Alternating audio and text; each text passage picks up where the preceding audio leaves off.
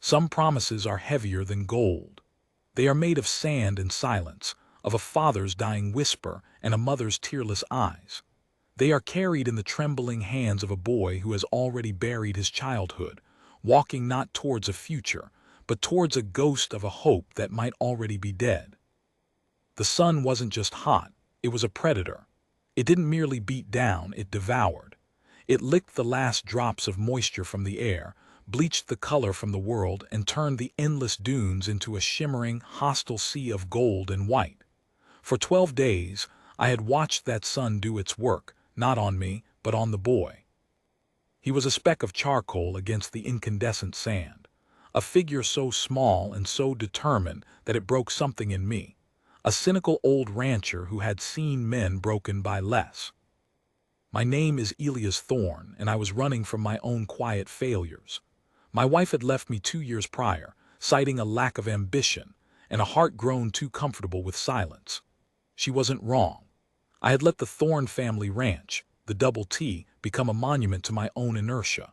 The cattle were gone, sold off to pay debts, the fences were falling down, and the big, empty house on the edge of the Apache territory echoed with the ghosts of my ancestors and the sound of my own lonely breathing. I had taken to long, aimless rides into the desert, not to find anything, but to be lost. I suppose I was hoping the wilderness would swallow me whole, or at least provide a distraction from the hollow feeling in my chest. That particular morning I had ridden out farther than usual into the deep Badlands, a place of jutting red rock and treacherous arroyos. It was a place where even the coyote seemed hesitant to venture, a place where silence was so absolute it had a physical weight. It was there, in the heart of that desolation, that I saw him. At first I thought he was a mirage, a trick of the shimmering heat. But the longer I watched, the more solid he became. He was moving with a slow, stumbling gait, a pack far too large for his frame strapped to his back. He was just a boy, no older than maybe 12 or 13. His skin burned a deep, angry brown, his lips cracked and bleeding. My first instinct was to turn away, to pretend I hadn't seen him. A lonely rancher stumbling upon a lost Apache boy in the middle of nowhere was a story that promised nothing but trouble. But I couldn't.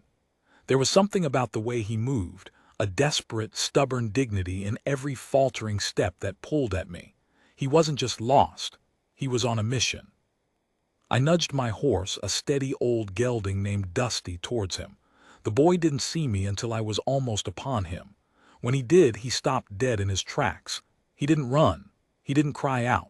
He just stood there, his chest heaving, his eyes wide with a mixture of fear and exhaustion. I dismounted, my boots crunching on the hard-baked earth.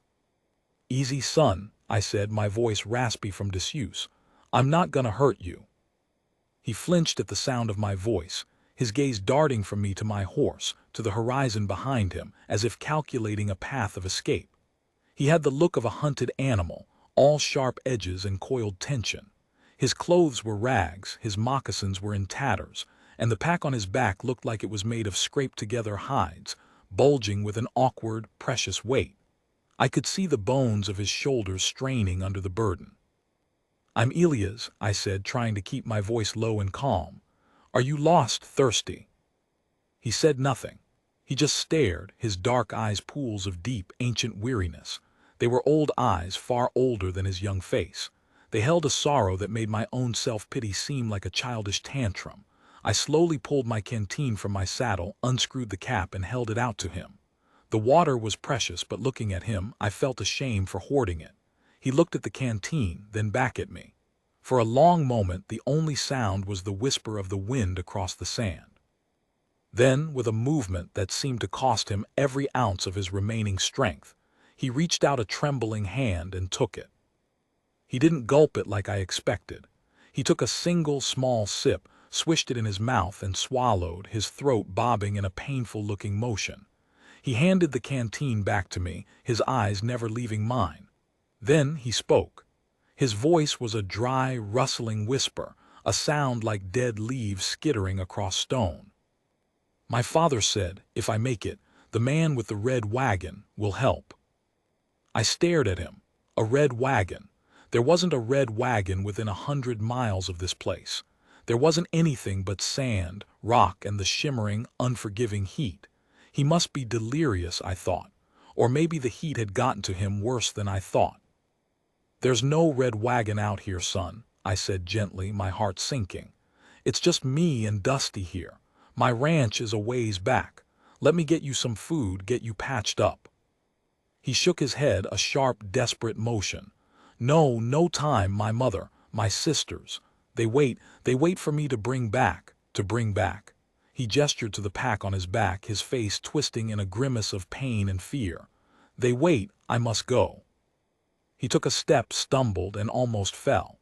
I reached out and steadied him, my hand on his bony shoulder. He flinched again, but this time he didn't pull away. He was too weak. I could feel the heat radiating from his skin, the trembling of his exhausted muscles. He was on the verge of collapse, and whatever he was carrying was killing him. "Let me help you," I said, my voice firmer this time. "Let me take you to my ranch. We can find this red wagon together after you've rested. You need water. You need to eat." He looked at me, and for the first time a glimmer of something other than fear and defiance appeared in his eyes. It was a flicker of doubt. He looked down at his own feet, at the cracked earth, and then back into my eyes. He was a boy fighting a war against the desert, a war against his own body.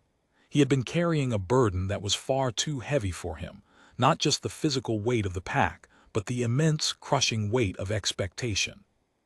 "My father, he saved the soldiers. He saved them from the bad water. He died for it," he said, the words spilling out in a broken rush. "He said, 'I must take the medicine. The medicine is our last hope. No white man must know.'" My breath caught in my throat. Medicine. He was carrying medicine, and his father had died for it. I looked at the pack with a new understanding. It wasn't just a bundle of belongings. It was a family's entire future, a promise sealed with a dying man's blood.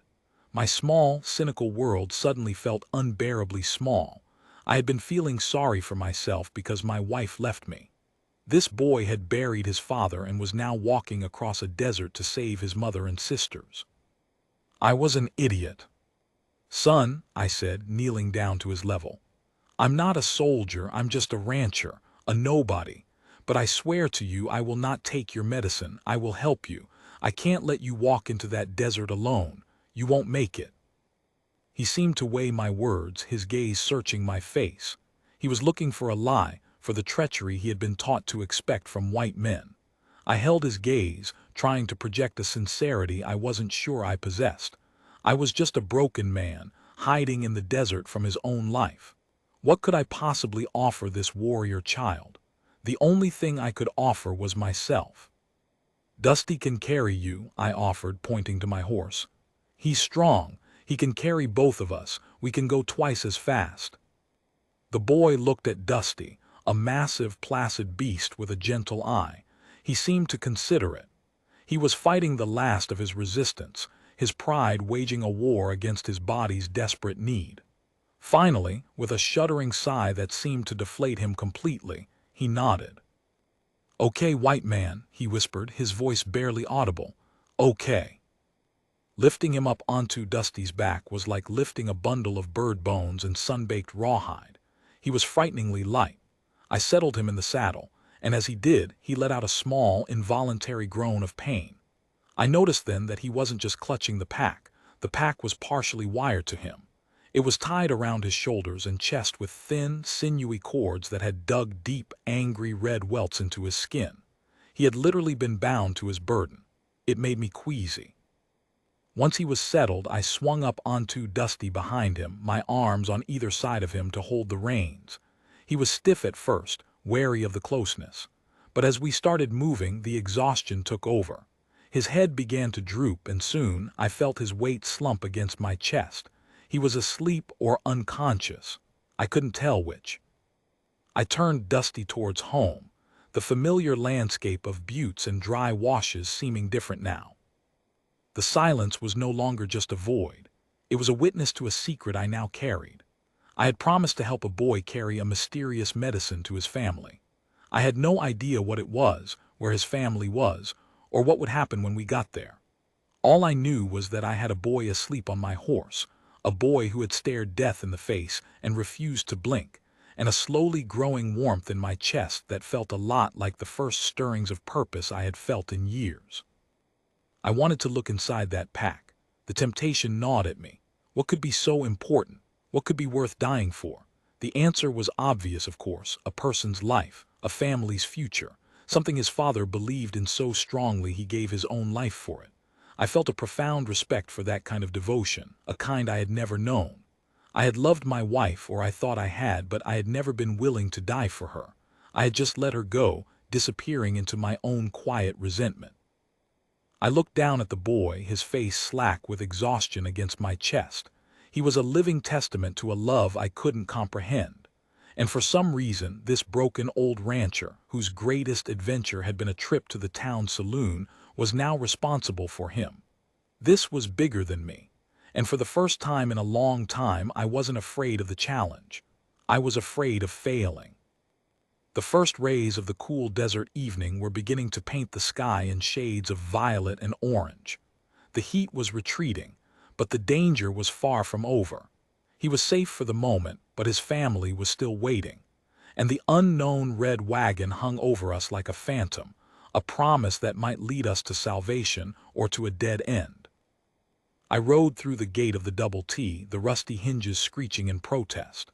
The house looked more abandoned than ever, the paint peeling, the porch sagging. I felt a deep sense of inadequacy. This was the shelter I was offering the boy. This pile of timber and bad memories. I gently maneuvered Dusty to the side of the house and slid off, careful not to wake the boy. I carried him in my arms, his slight form feeling impossibly fragile. He stirred, his lips moving soundlessly. Inside, I laid him on the old leather sofa in the front room. It was dusty and smelled of mothballs, but it was soft. I covered him with a woolen blanket my mother had made decades ago.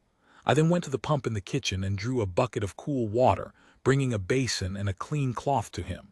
Gently, I started to clean the caked dust and blood from his face and arms. I was shocked by what I saw.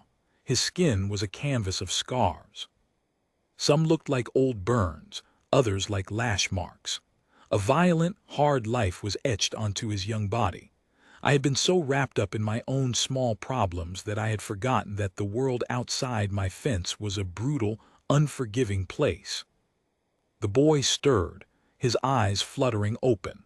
He looked around in confusion, a look of primal fear flashing across his face until his eyes landed on me. "Easy, son," I said softly. "You're safe, you're at my home, the Double T." His eyes, still clouded with sleep, darted to the pack, which I had carefully placed on the floor next to the sofa. He made a move to reach for it, a panicked sound escaping his throat. "It's right there," I said quickly. "I didn't touch it, I swear it's safe." He relaxed, if only a little. He watched me as I continued to clean his wounds, his gaze boring into me. It was a disconcerting stare, filled with a wisdom and a suspicion that was far beyond his years. But there was something else there now, a small, flickering ember of trust. "I am called Nate," he said, his voice still a whisper. "It means the one who persists. My father, he said I was stubborn. That is why he chose me." "Nate," I repeated, trying to get the sound right. "It's a good name, a strong name." He closed his eyes, a single tear tracing a path through the grime on his cheek. "I miss him," he said, so quietly I almost didn't hear it. It was the first sound of grief he had let out. The sheer vulnerability of it made my throat tighten. I had no words of comfort. My own father had been a stoic, distant man. I didn't know how to console a child for the loss of a hero.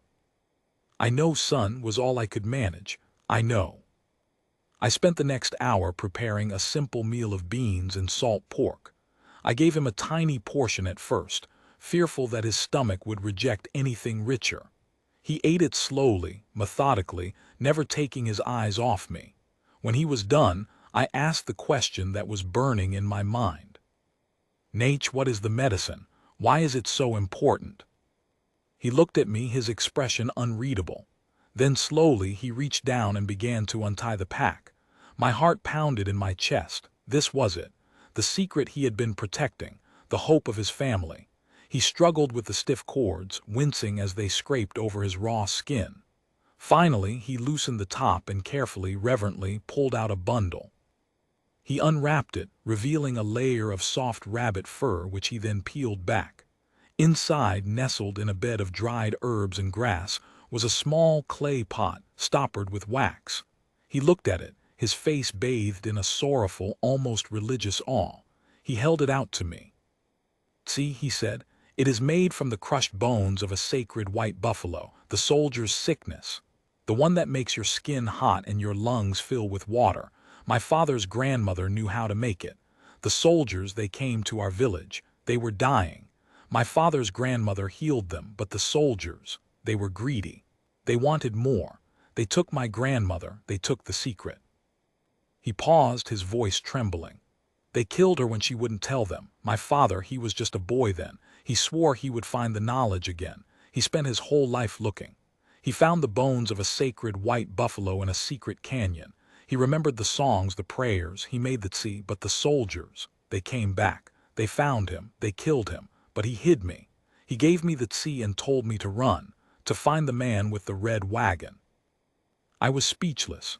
A sacred white buffalo, a family's legacy of healing, a father murdered for his knowledge, and this boy, this child, was the last keeper of the flame. "A red wagon," I said, my mind reeling. "Do you know who it is, where we can find him?" Nate shook his head. "Father said he is an old man, a healer who lives in a wagon painted red. He would help us. He would take the tea to the other villages, to the people in the hills who are sick. He would protect us." A ray of hope, so faint and fragile, emerged in my chest.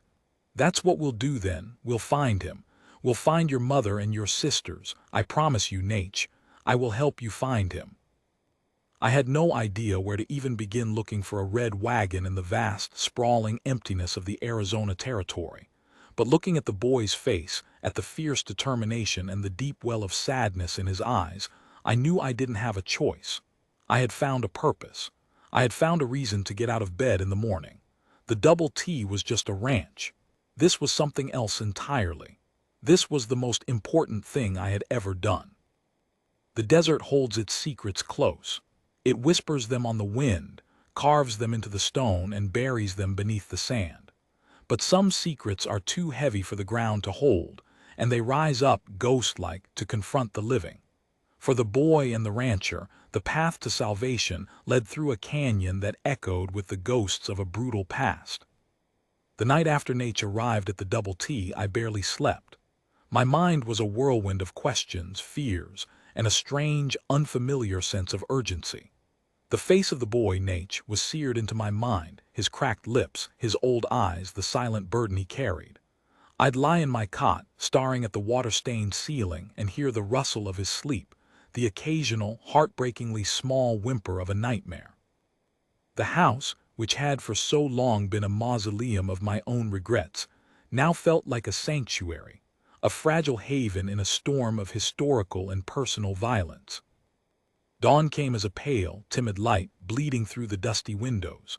I found Nate already awake, sitting on the floor with his back against the sofa, the clay pot held protectively in his hands.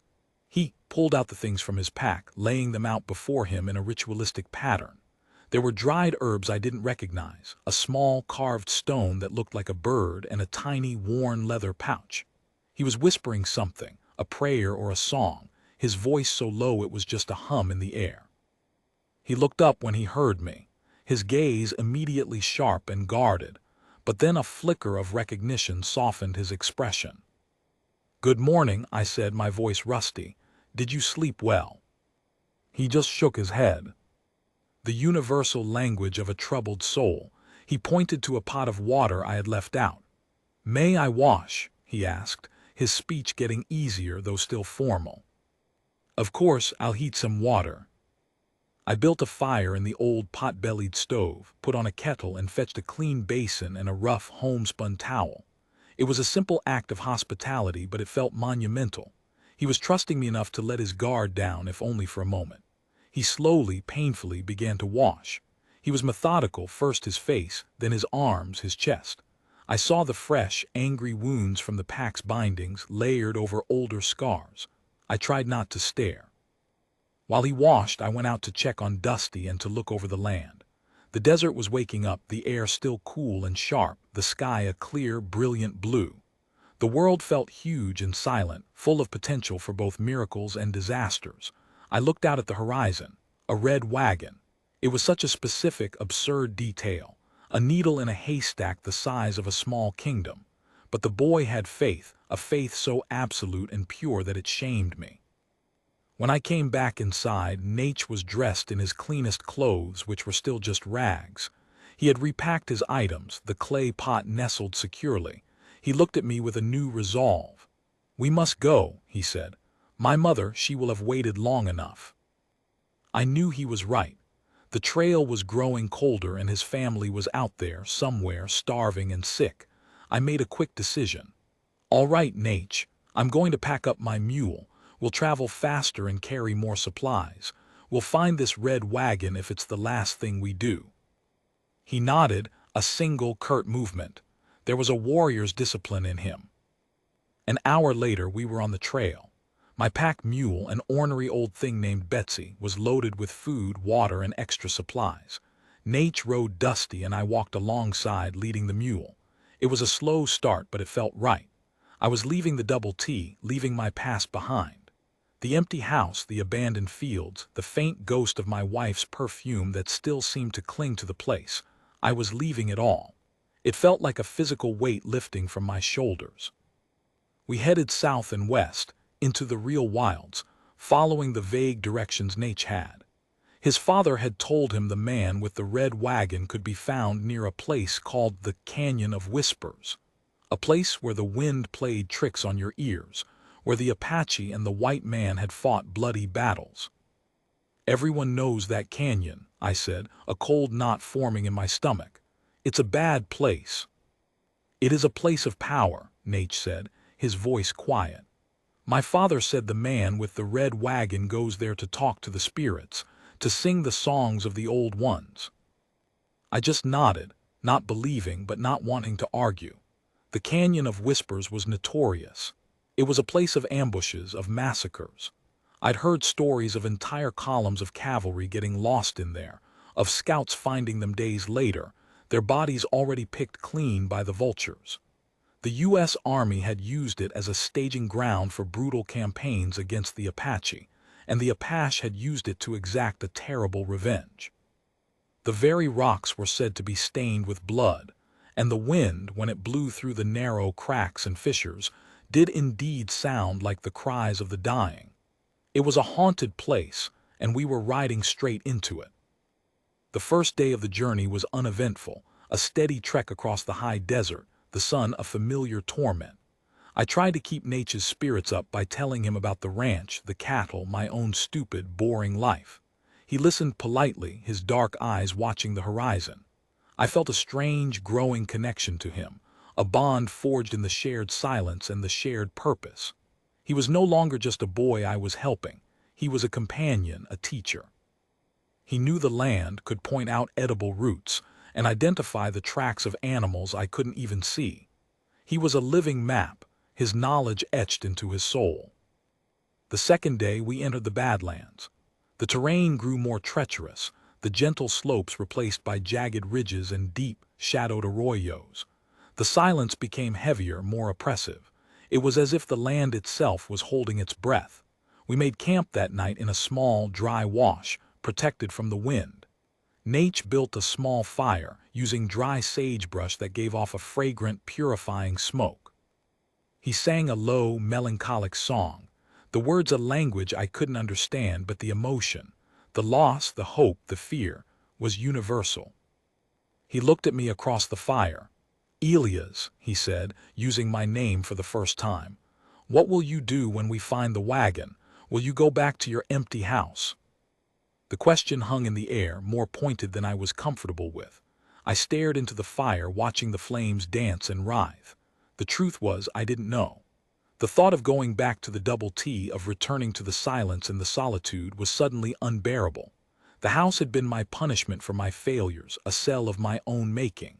But being out here in the wild with this strange, brave boy, I felt something I hadn't felt in years. I felt alive. "I don't know, Nate," I said honestly. "I don't know if I can go back." He nodded as if he understood the weight of that admission.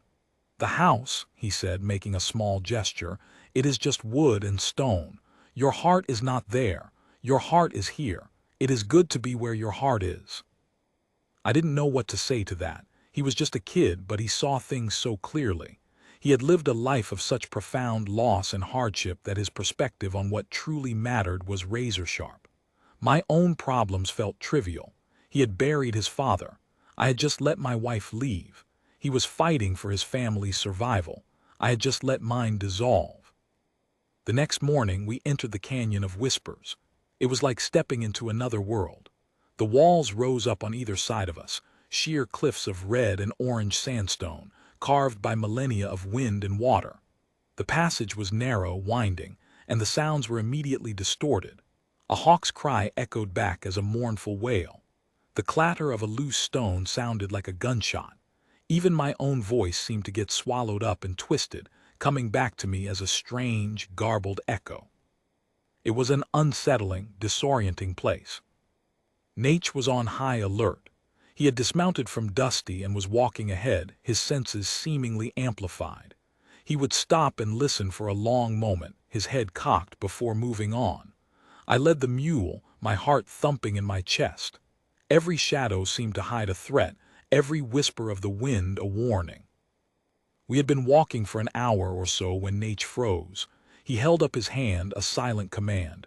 I stopped, straining my ears. At first I heard nothing but the wind.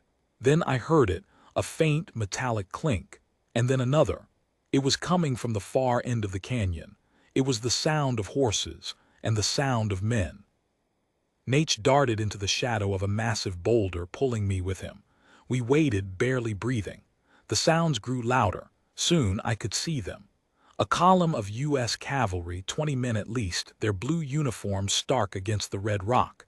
They were moving slowly, rifles drawn, scanning the canyon walls. They were looking for something, or someone. Nate's face was a mask of controlled fury. His hand went to the small knife at his belt, his knuckles white. "They are the ones," he whispered, his voice thick with hatred. "They are the men who killed my father." My blood turned to ice. This was the last thing I needed. I pulled Nate further back into the shadows, my hand on his shoulder. "Stay still," I hissed. "Don't make a sound. If they find us, we are dead, both of us." He looked at me, his eyes burning with a thirst for revenge. I could see the war inside him. The desire to avenge his father was a primal, all-consuming need. But so was the need to save his mother and sisters. He was torn between the past and the future. I held his gaze, willing him to understand. "Nate," I whispered, my voice desperate. "The medicine, your mother, think of them. Don't let your father's death be for nothing." He closed his eyes, a tremor running through his body. When he opened them again, the wild rage was gone, replaced by a chilling, steely resolve. He nodded, a silent agreement. He was choosing his family over revenge. It was the hardest decision he would ever make. We waited, pressed against the cold stone, as the cavalry column clattered past us, their voices echoing in the narrow canyon. I could hear their snatches of conversation.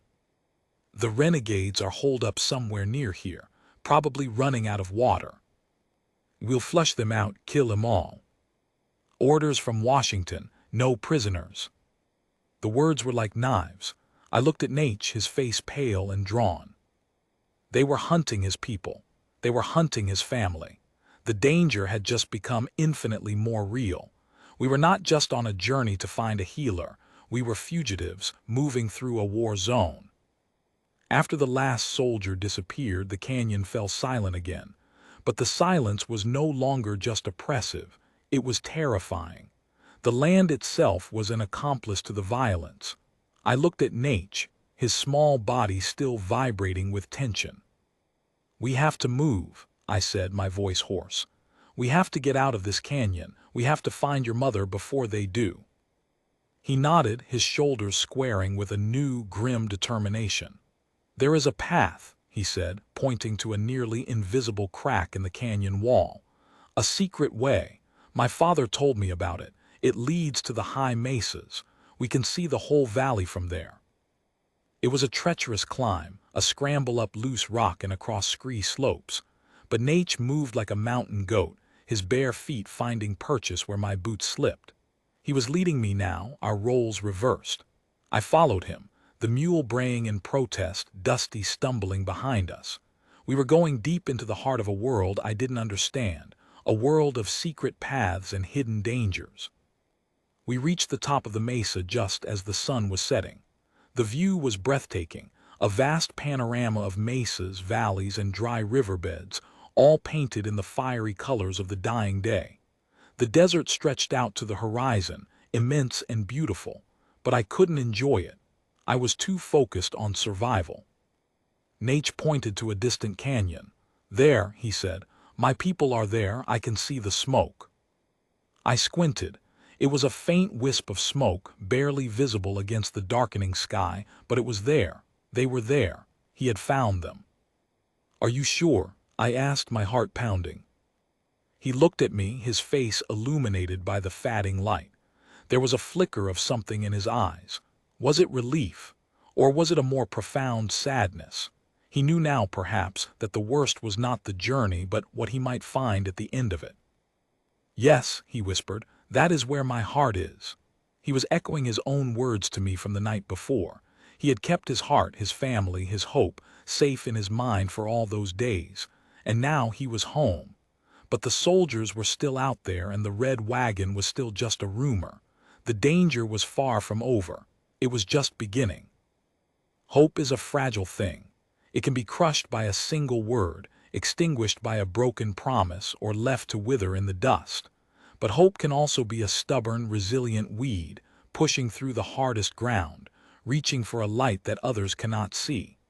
At the end of the desert, at the foot of the mountains, a promise was waiting to be kept or broken. The descent from the mesa was a nightmare.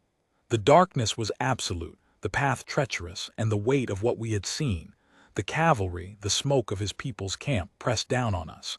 Nate moved with a silent, predatory grace, his form a mere shadow in the gloom. I stumbled along behind him, leading the reluctant mule, Dusty's hooves finding precarious footing on the loose stone. Every misstep sent a cascade of pebbles skittering down the slope, a sound that seemed impossibly loud in the silence of the night. We reached the floor of the valley just as the first faint glimmer of dawn began to bleed over the eastern mountains. The valley was a green ribbon, a surprise of life in the desert. A small stream trickled through the center, its banks lined with cottonwood trees. And there, nestled in a grove of those trees, were the wickiups, the dome-shaped brush shelters of Nature's people. My heart was in my throat. This was it, the end of the journey. I looked at Nate. His face was gaunt, his eyes hollow with exhaustion, but there was a fire in them, a desperate hope. He slipped off Dusty's back and began to run, his bare feet silent on the soft earth. I followed, my legs heavy and my mind a whirlwind of anxiety. The camp was quiet, unnervingly so. I could smell the smoke of a dying fire, but I could also smell something else, something acrid and metallic, the smell of blood. The first person we saw was an old woman, sitting hunched over a small, smoldering fire. She looked up as we approached, her face a mask of grief and exhaustion. She was weeping. She saw Nate, and a sound escaped her, a low, guttural wail of pure, unadulterated anguish. "Nate," she cried, her voice trembling. My boy, my boy." It was his grandmother. She held out her arms, and Nate rushed into them. I watched them, the old woman and the boy, clinging to each other in the pale dawn. It was a moment of profound tenderness, a raw, unfiltered display of love and relief that made my throat tighten. But the grandmother's face was still etched with sorrow. She was crying for him, but she was crying for others too. "Grandmother," Nate said, pulling back, his voice urgent.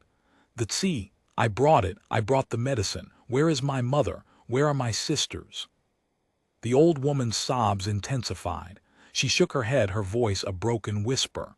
"They are gone, my son, the soldiers.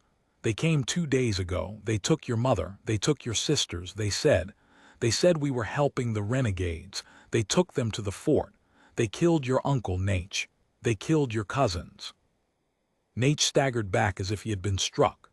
The color drained from his face, leaving it ashen and pale. His hand went to his chest, to the spot where the clay pot was hidden against his skin.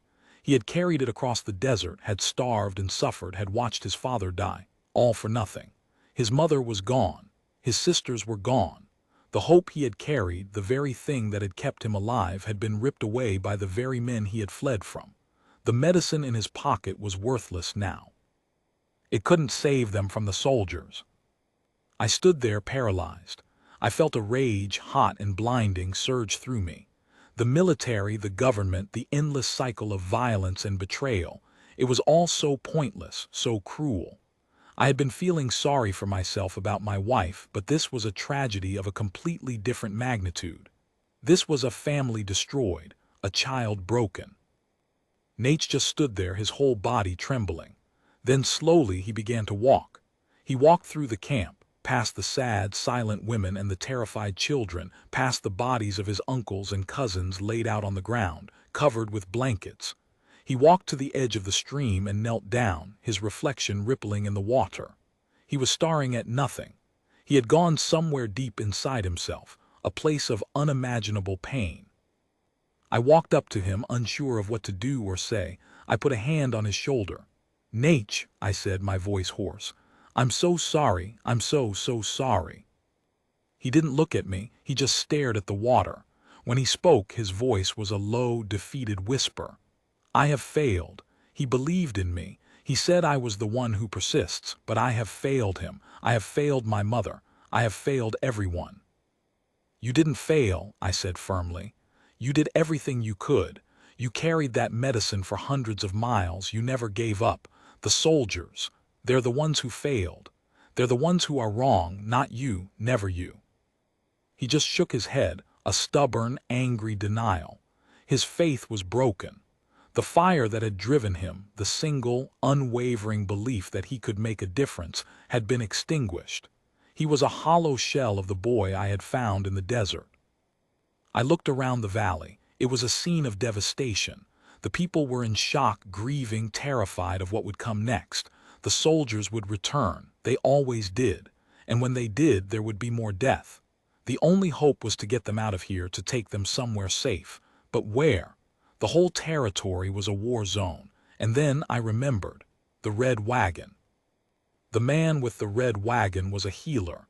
A man who knew the old ways. A man who helped people. He was a friend of Nate's father. He had to be our answer. He had to be. "Nate," I said, my voice sharp. "Listen to me. The man with the red wagon. Your father said he would help you. You have to find him. He can help. He can protect your people. He can get a message to your mother at the fort. He can do something." Nate finally looked up, his eyes red-rimmed and hollow. "How?" he asked. "I don't even know where to look." It was a foolish hope, a fairy tale. "It's not a fairy tale," I insisted. "Your father believed in it, and I believe in it. We have to try. We can't just give up, for your mother, for your sisters, for your father's memory." I was pleading with him, trying to reignite that tiny spark of hope I had seen in his eyes just hours before. He looked at me, his gaze searching. He was looking for a reason to believe, a reason to keep fighting. And in my desperation, I provided one. "We'll go back to my ranch," I said. "We'll take your people. We'll set out from there. We'll search every valley, every canyon. The man with the red wagon can't be far from here. Your father said he helped the soldiers. He's a healer. He's a wise man. He has to be somewhere nearby." It was a thin hope, but it was all we had. Nate studied me for a long moment. He saw the desperation in my eyes, the earnest belief. He saw in me a man who was no longer just a cynical old rancher, but a man who had found a purpose in helping him. He saw a friend. He nodded slowly, a fragile, hesitant movement. "We will go to your ranch," he said. "We will take my grandmother and the others. We will find the red wagon." The days that followed were a blur of activity. We gathered the survivors of Nate's village, a small, frightened group of 20 women and children, a few old men, and some teenage boys. It was a sad, silent procession that snaked its way across the desert. I had taken on a leadership role, a strange and unfamiliar feeling. I had my rifle, and for the first time in my life I felt like I was protecting something, not just myself. We made it back to the Double T after a grueling 3-day march. The old house, which had seemed so empty and pointless, was now a refuge. The women cleaned and tended to the wounded, the children played in the dusty yard, and the old men, like Nature's grandmother, sat in the shade and sang sad, ancient songs. The place was alive again. It was no longer a museum of my own failures. It was a sanctuary for a people who had been through hell. Nate and I continued to search for the red wagon. We would ride out every day, following rumors, talking to traders and other travelers we met on the trails. We heard whispers of a strange old man who appeared out of nowhere, who healed the sick and vanished just as quickly. They said he had a voice like a song and eyes the color of the desert sky. They said he was a ghost, a legend. They said he was a real person. It was on the 5th day after our return to the ranch that we found it. I had almost given up hope. We were riding along a dry wash, heading back to the ranch after another fruitless day, when Nate, who was always scanning the horizon, suddenly stiffened on Dusty's back. "Elias," he whispered, his voice trembling. "Look." I followed his gaze. There in the shadow of a towering red butte was a wagon. It was old and dusty, its canvas cover faded and patched. The paint on the wood was chipped and worn, but the color that remained was unmistakably red. It was like a beacon, a sign from a god I was just beginning to believe in. A small fire was burning next to it, and a figure was sitting beside it, tending to a pot. Nate was off the horse in a flash, running towards the wagon. I followed close behind, my heart hammering in my chest. As we got closer, I saw the figure more clearly. He was an old Apache man, incredibly old, his face a network of wrinkles, his long, white hair flowing down his back. He was dressed in buckskin and a simple cotton shirt.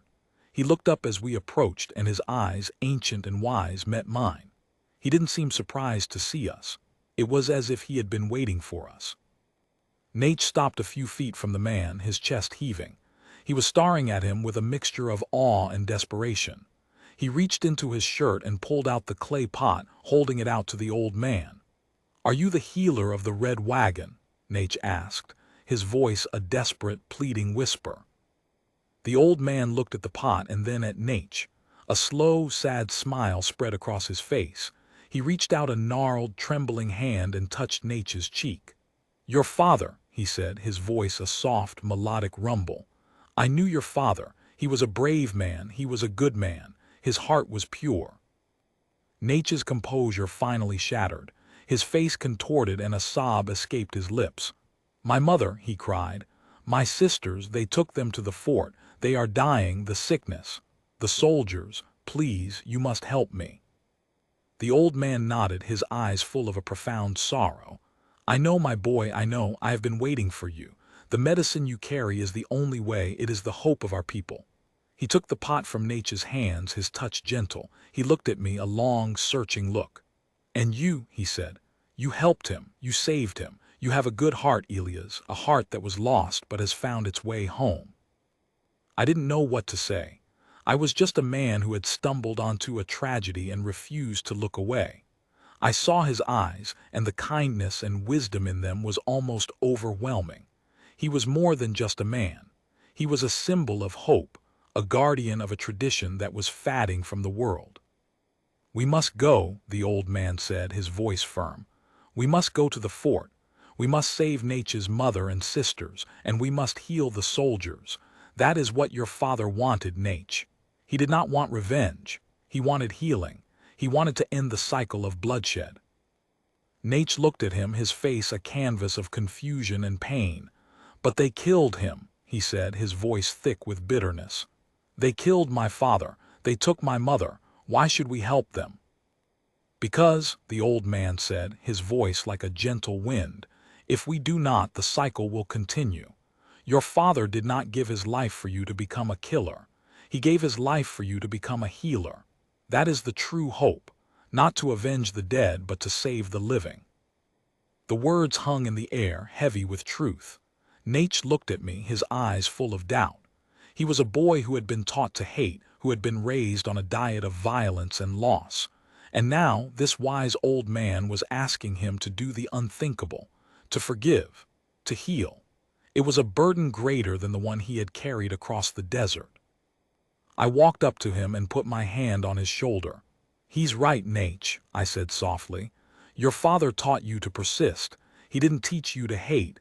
Don't let the soldiers win. Don't let them turn you into them." Nate looked at the two of us, the old healer and the broken rancher.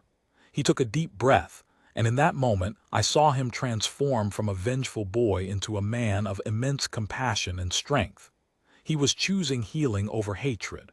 It was the bravest thing I had ever seen. The old man with the red wagon was the last keeper of a fading hope. He was a bridge between two worlds, a man who could heal both the white soldier and the Apache warrior. And Nate, the boy who had carried his family's last hope across the desert, had found him. He had fulfilled his promise. He had found his purpose. And I, Elias Thorne, the cynical rancher who was running from his own life, had found something too. I had found a family. I had found a community. I had found a heart that still had room to love and to hope.